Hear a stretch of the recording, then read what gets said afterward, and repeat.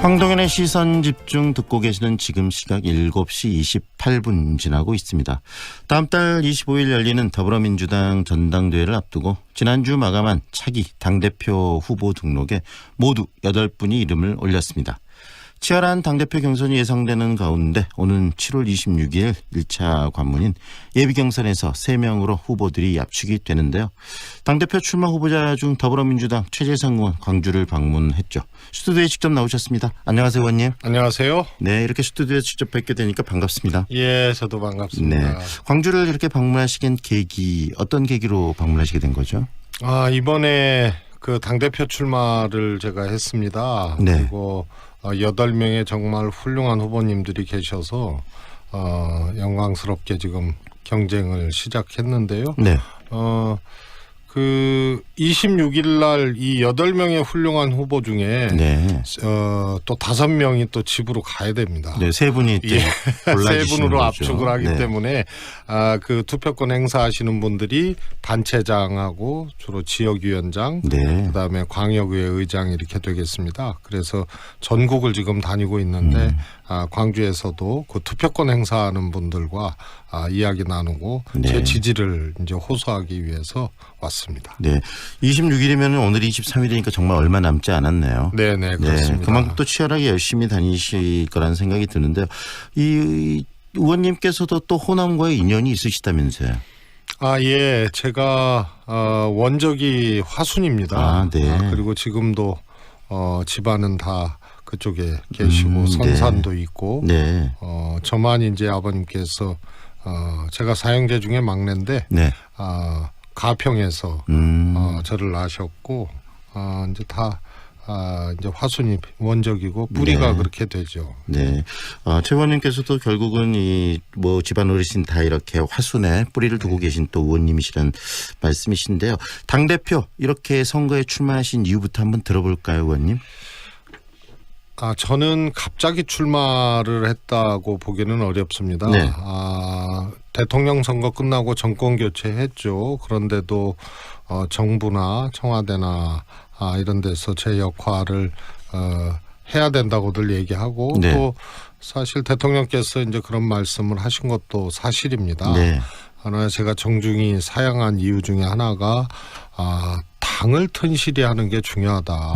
그래서 저는 정당 혁신을 좀 해야겠다. 그리고 그러기 위해서 제가 2016년 총선에 이제 불출마를 네. 했잖아요. 네. 그래서 국회에 복귀해서 당 혁신에 좀 매진하고 싶다 이런 뜻으로 정중히 사용했었거든요. 네. 그래서 송파을 재선거에 나가고 지금 당대표에 도전하는 것은 어찌 보면 제 소임, 제가 잘할 수 있는 일을 하기 위한 하나의 수순이다 이렇게 생각할 수 있습니다. 결국은 이 더불어민주당 당을 개혁하고 당과 함께 정치를 하시겠다는 생각을 꾸준히 해왔기 때문에 이번에 대표까지 출마하신다는 말씀이시네요. 그렇습니다. 예. 특히 우리 의원님께서도 잠깐 언급을 하셨지만 2016년에 이 국회의원 출마를 하지 않으셨던 부분, 그리고 또 방금 말씀하신 것처럼 문재인 정부가 출범을 하고 많은 함께하자는 그런 이야기가 있었음에도 불구하고 또 배구정군 하시겠다는 그때 뜻을 표출하는 걸 보면서도 많은 분들이 좀 신선하게 느끼셨어요. 그런 것도 바로 이 당을 개혁하고 당과 함께하겠다는 생각에서부터 시작했던 그런 부분이었나 보죠. 그렇습니다. 정권을 담당을 하든 아니면 야당을 하든 정당은 정말로 중요한 것입니다. 정당이 흔들리면 사실 정부나 대통령도 사실 어려워지는 거거든요. 네. 그런데 집권했다고 이 당의 문제를 누군가는 열심히 또 튼실하게 가꿔야 되는데 이런 문제를 제가 잘할 수 있고 해야 된다 이런 것이 일관된 생각이었고요. 2016년 총선 불출마는 뭐 기억하시겠지만 그때 문재인 당대표 시절인데 네. 그때 친문 패권주의 공천할 거다 이렇게 막 흔들고 네네. 결국은 탈당하고 분당이 됐었죠. 그래서 그때 제가 사무총장이었었는데 네. 결국 총선 4개월 앞두고 탈당 분당 사태가 일어나면 총선에서 다 참패하는 거거든요. 이걸 극복할 수 있는 방법은 가공할 공천혁신, 인적혁신밖에 없다. 네. 그러면 공천을 책임지는 라인에 있는 사무총장부터 내려놓고 이 인적혁신, 공천혁신 작업을 해야 된다. 이런 뜻으로 제가 불출마를 했습니다. 그 당시 2016년 그 더불어민주당 상당히 좀 힘든 시기였죠. 그리고 특히 호남에서도 국민의당이 더불어민주당을 이기고 압도적인 지지를 받던 그런 시기였기 때문에 그것을 극복하고 이겨내기 위해서는 본인이 불출마를 그때 하셨다는 말씀이시네요. 그렇습니다. 어떻게 보면 상당히 좀 의리 있고 뚝심 있는 정치인이라고 생각될 수도 있겠다는 건데 어떻습니까? 평소에 의원님 스스로는 어떻게 평가하고 계십니까? 정치를 하다 보면 사실 소위 이제 선공후사하거나 뭔가 기득권을 내려놓거나 이런 게 쉽지 않습니다. 늘 도전해야 되고 무언가 이제 자리와 권한을 경쟁을 해서 네. 이렇게 획득하는 그런 게 정치이기 때문에 참 내려놓기가 어렵죠. 근데 비교적 저는 사심과 욕심을 없애고 그래도 공심과 진심으로 정치하면 네. 그게 국민들께 이 답하는 길이다 이런 생각을 그래도 일관되게 해왔던 경우라고 생각합니다. 그래서 제가 불출마를 하거나 또 집권 후에도 백의종군하거나 네. 이런 것들이 가능하지 않았나 싶고요. 이것으로부터 저는 좋은 정치가 시작될 수 있다고 생각합니다. 결국은 개인적인 욕심, 사심보다는 공심을 좀 더 중요하게 여기신다는 말씀이신데요.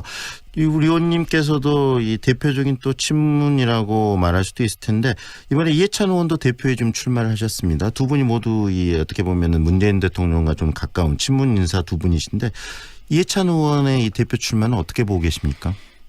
저는 매우 의미 있는 전당대회가 됐다 이렇게 생각합니다. 이해찬 전 총리님의 출마로 우선 전당대회가 굉장히 뜨거워졌고 네. 그런 의미에서 쉽게 얘기해서 전당대회가 굉장히 커진 느낌입니다. 또 하나는 문재인 대통령이 당대표 출마하실 때 상대 후보가 박지원 후보였습니다. 네.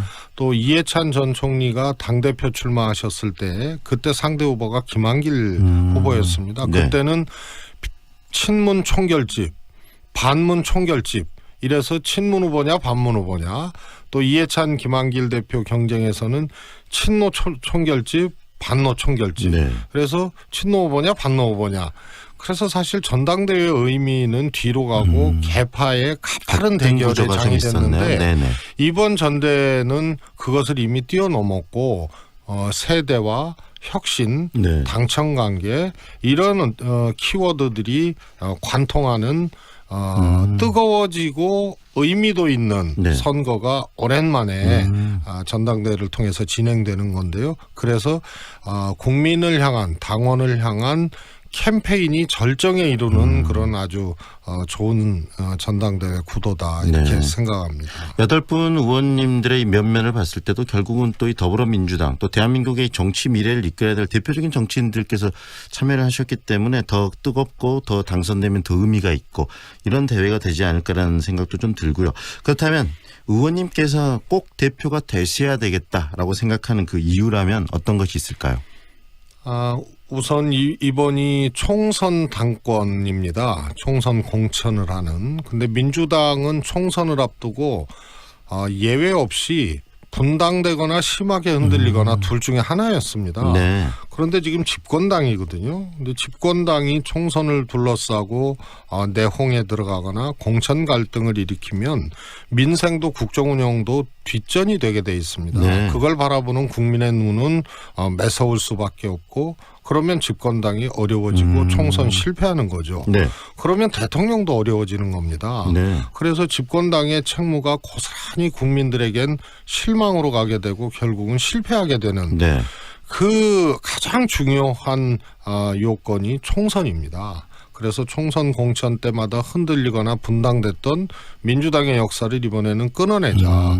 그러면 그 구체적인 방식과 네. 혁신안, 시스템 공천안을 만들고 이미 제시했던 저 최재성이 네. 총선 공천을 하는 당권, 네. 당대표로서는 준비된 혁신이 있기 때문에 제일 중요한 부분을 해결할 수 있다 이런 네. 거고요. 또 말씀드렸다시피 당대표의 권한으로 당이 이끌리는 시대는 이제 지났습니다. 네. 그 자리에 시스템의 권한을 주는 네. 이런 이제 과학적이고 또 시대 흐름에 맞는 정당으로 혁신해야겠다 이런 점이 있고요. 또 하나는 네. 지금 8명의 후보들을 보면 사실 50대 후보들 또 조금 윗세대 후보들이 경쟁을 하거든요. 네.